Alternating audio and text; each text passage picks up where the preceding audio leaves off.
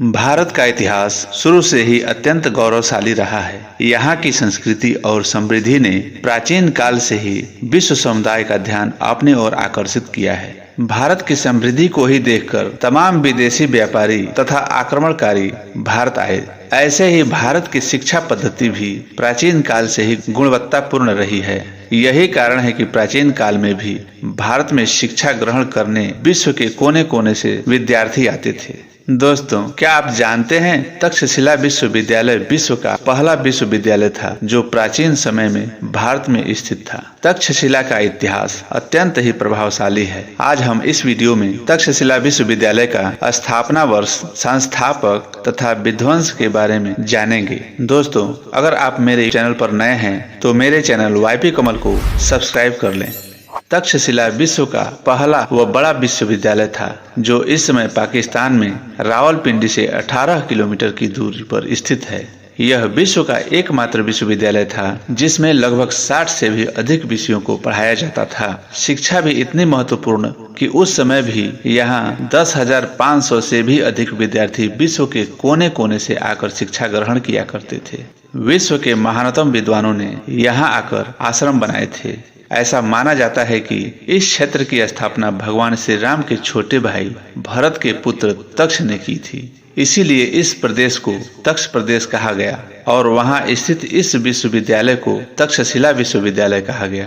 तक्षशिला विश्वविद्यालय की स्थापना लगभग 700 ईसा पूर्व हुई थी। इस अत्यंत प्राचीन विश्वविद्यालय में भौतिक तथा आध्यात्मिक संबंधित सभी प्रकार की शिक्षाएं प्रदान की जाती थी। हम बता दें, यह विश्वविद्यालय चिकित्सा का भी एक महान केंद्र हुआ करता था। यहाँ पर विद्यार्थियों को 12 वर्षों तक का अध्ययन करना पड़ता था। विद्यार्थियों को वेद, वेदांत, अष्टादश विद्याएं, दर्शन, व्याकरण, युद्ध विद्या, अर्थशास्त्र, राजनीति तथा चिकित्सा के साथ साथ लगभग 60 विषयों के बारे में शिक्षाएं दी जाती थी।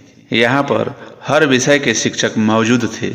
दोस्तों, आपके जानकारी के लिए बता दें, उंगलीमान, वसुमित्र, लिच्छवी, चंद्रगुप्त, पाणिनि, आचार्य चाणक्य तथा जीवक जैसे कई महान विद्वानों ने यहीं से शिक्षा प्राप्त किए थे। तक्षशिला की शिक्षा गुरु शिष्य परंपरा पर आधारित थी। इसमें बौद्ध शिक्षा के कुल 18 विषय शामिल किए गए थे।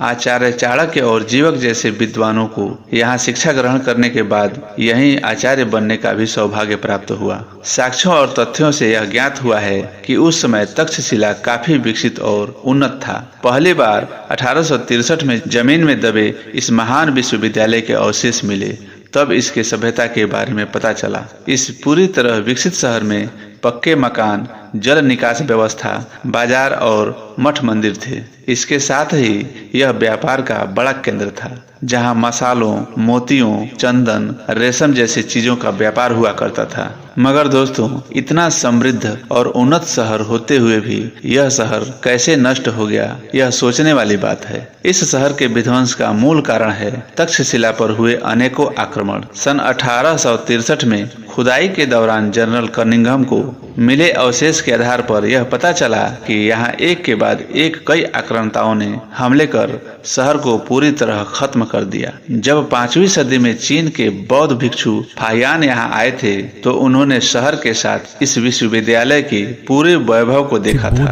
परंतु 7वीं ईस्वी में चीन के एक अन्य भिक्षु xianjiang जब यहाँ आया तो उसे यहाँ वीरानी और खंडहर ही मिले। कुछ इतिहासकारों का कहना है कि मध्य एशिया से आए खानाबदोश जनजातियों ने आक्रमण करके इस शहर को तबाहो बर्बाद कर दिया। इतिहास कहता है कि इस शहर पर शक और हुणों ने भी आक्रमण किया था, परंतु उन्होंने केवल इस शहर को लूटा था, नष्ट नहीं किया था। इतिहासकारों का मानना है कि 6वीं सदी में अरब तथा तुर्क के मुस्लिम आक्रमणकारियों ने इस वैभवशाली और ज्ञान के शहर को भारी संख्या में तबाही मचाई थी ताकि यहाँ से कोई विद्वान न निकल सके। आज भी वहाँ उनके द्वारा विध्वंस किए गए मूर्तियाँ और बौद्ध प्रतिमाओं के अवशेष मिलते हैं। तो दोस्तों, यह जानकारी आपको कैसी लगी कमेंट में जरूर बताएं। मिलते हैं किसी अगले वीडियो के साथ। वीडियो देखने के लिए धन्यवाद।